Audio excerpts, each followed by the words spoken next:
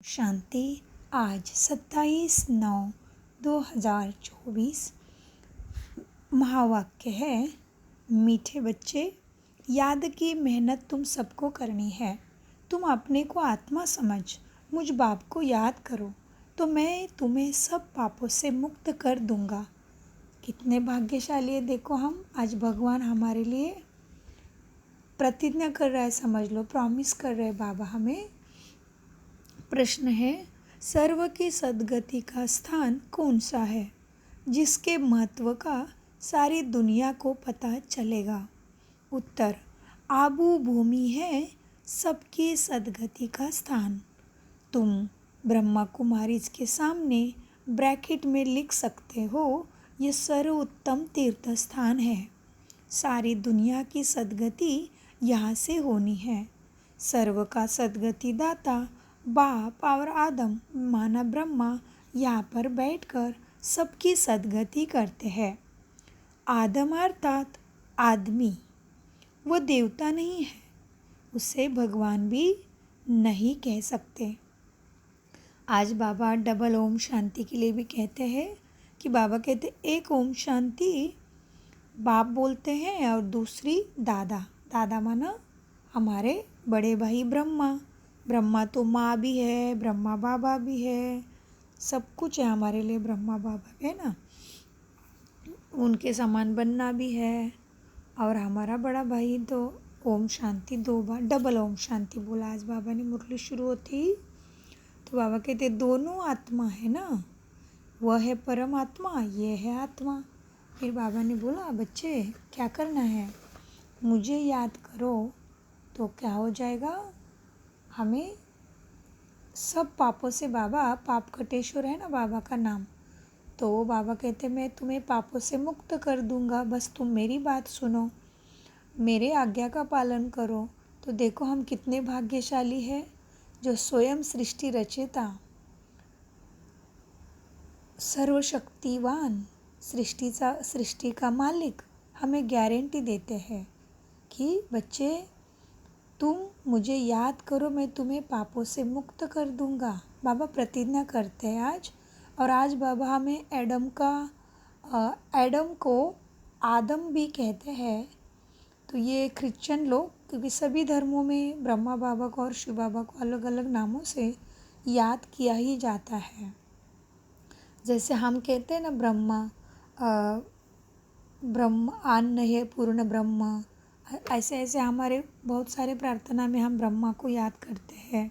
और कभी कभी कहावत भी है ना, कोई कुछ अच्छा बोल रहा है तो हमारे मराठी में तो निश्चित बोलते हैं कि है तू क्या ब्रह्मा है क्या, कि इतना गारंटी से बता रहा है। तो इस तरह से बाबा ने आज कहा है, एडम को आदम कहते हैं और ये ब्रह्मा के लिए ही कहा है।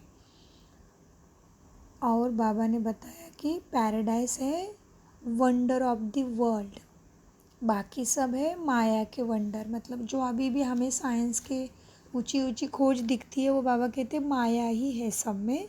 आपको उसमें आगे जाके थोड़ी देर के लिए सुख मिलेगा, आराम मिलेगा, लेकिन फिर धोखा भी मिल सकता है। तो पैराडाइस कैसा है, स्वर्ग में ऐसा कुछ भी नहीं है, सब कुछ सुखमय ही है। फिर बाबा ने कहा, बच्चे भारत का राजयोग बहुत मशहूर है, लेकिन सब नहीं सिखा सकते हैं, लेकिन तुम सबको सिखला सकते हो।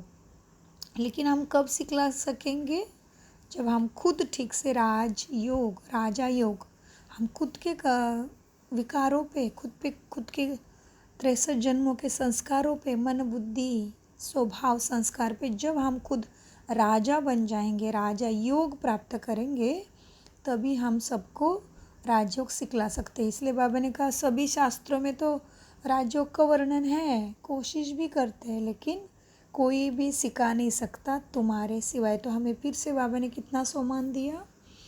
और फिर बाबा ने कहा, बच्चे चिन्मया स्वामी जी है ना, चिन्मयानंद करके एक संत स्वामी थे, महाराज थे। तो बाबा ने कहा इन्होंने अगर बोल दिया, एक बार भी कह दिया कि भारत का प्राचीन राजयोग बीके के सिवाय कोई समझा नहीं सकते, तो बस बाबा कहते यहाँ पे तो भीड़ उमड़ जाएगी, सब आएंगे, लेकिन ये ड्रामा में कायदे में ये नहीं है कि तुम जब तक तैयार नहीं होते तब तक आवाज़ नहीं होगा ज़ोर से।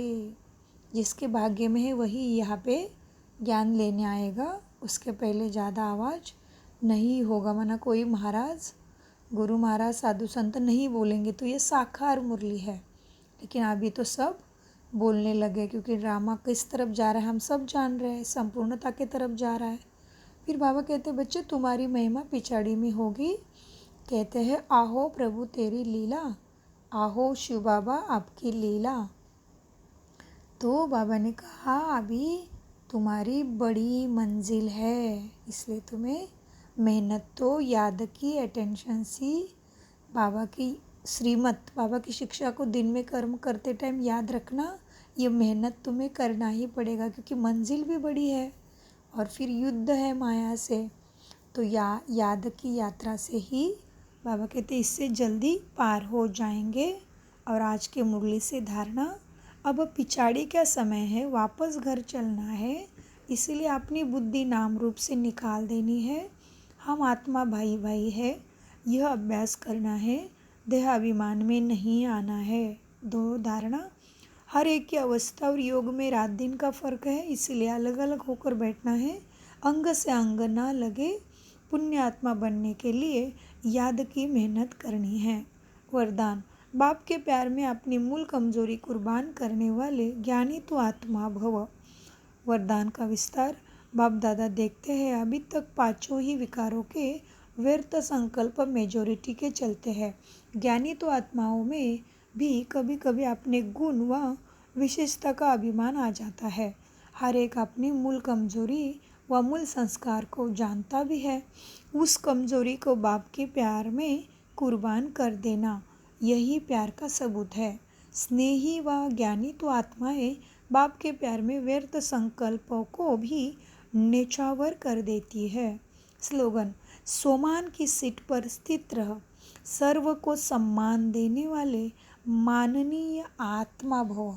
कब बनेंगे माननीय? सर्व को सम्मान देंगे, फिर कोई कैसा भी हो उससे ज़्यादा अपेक्षाएं न रखते हुए, एक्सपेक्टेशन न करते हुए हम अपने तरफ से ठीक अच्छा करते जाएंगे, सम्मान देते जाएंगे तो हम ही माननीय आत्मा बनेंगे। ओम शांति, ओम शांति, ओम शांति। मीठे प्यारे बाप दादा का अनगिनत पदम गुना शुक्रिया शुक्रिया शुक्रिया शुक्रिया फरिश्तों।